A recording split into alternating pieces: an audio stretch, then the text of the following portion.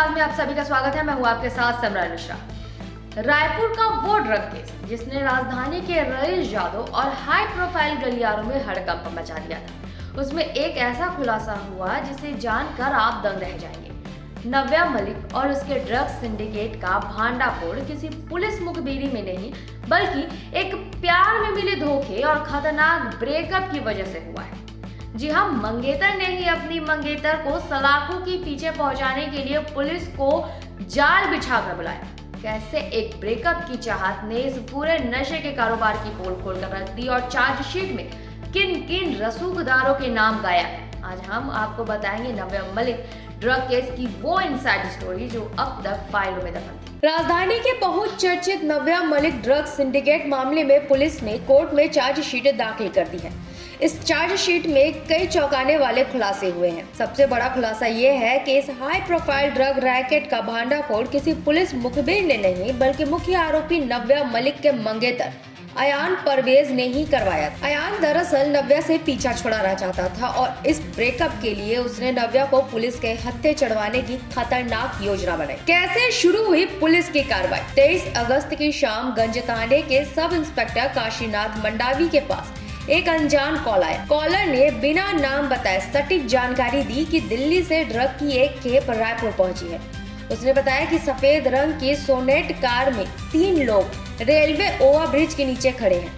Police ने तत्काल घेराबंदी की और मौके से मोनू बिश्नोई, हर्ष आहूजा और दीप धनोरिया को गिरफ्तार किया। इनके पास से 27.58 ग्राम MDMA जब्त की गई। मंगेतर की साजिश और ब्रेकअप का प्लान। जांच में पता चला कि ये पूरा जाल अयान परवेज ने बुना था।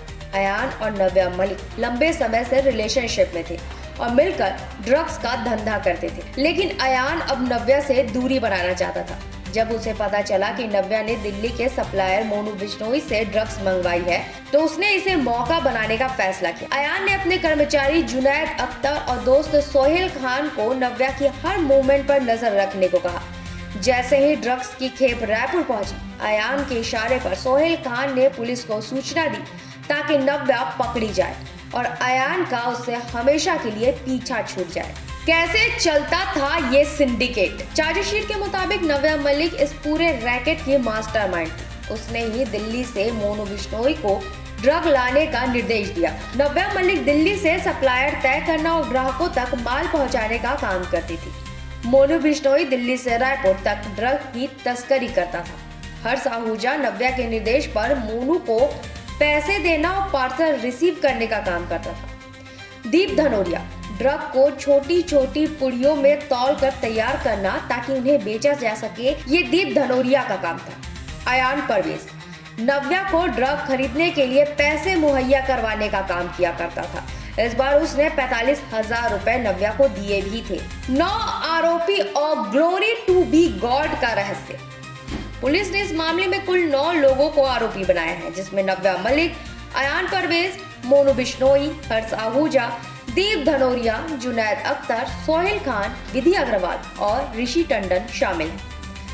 दिलचस्प बात यह है कि चार्जशीट में एक रहस्यमयी नाम ग्लोरी टू बी गॉड का बार बार जिक्र आया है।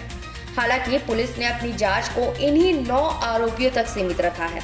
उन रसूखदारों और रईस यादव के नामों का चार्जशीट में कोई उल्लेख नहीं है जिनका नाम जांच के दौरान चर्चा में आया था, जिनके साथ नव्या ने विदेश यात्राएं की थी। गिरफ्तारी और आगे की राह। सबसे पहले 3 लोग पकड़े गए जिन्होंने पूछताछ में नव्या का नाम लिया। 30 अगस्त को नव्या की गिरफ्तारी के बाद कड़ियां जुड़ती गई और अयान सहित अन्य आरोपी भी पकड़े गए।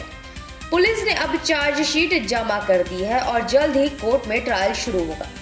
ये केस रायपुर के रईस घरानों और युवाओं के बीच फैलते नशे के कारोबार की काली हकीकत को उजागर करता है, जहां निजी रिश्तों में दरार की वजह से एक संगठित गिरोह पुलिस की रडार पर आ गया।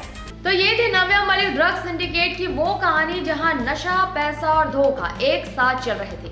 पुलिस ने अपनी चार्जशीट में 9 आरोपियों को तो नामजद कर दिया है, लेकिन बड़ा सवाल अब भी वही खड़ा है कि आखिर वो रसूखदार कौन है जिनका जिक्र जांच के दौरान तो बार बार हुआ, लेकिन चार्जशीट में उनके नाम गायब है। क्या अयान परवेज के इस खुलासे के बाद रायपुर की पार्टियों में ड्रग्स की सप्लाई रुक पाएगी या फिर ये सिंडिकेट पर्दे के पीछे अब भी सक्रिय है। कोर्ट में ट्रायल जल्द शुरू होगा और देखना होगा कि ग्लोरी टू बी गॉड जैसे कोड नेम के पीछे छिपा असली चेहरा सामने आता है या फिर नहीं। फिलहाल के लिए इतना ही। पल पल के अपडेट्स के लिए बने रहे निशानेबाज के साथ। नमस्कार।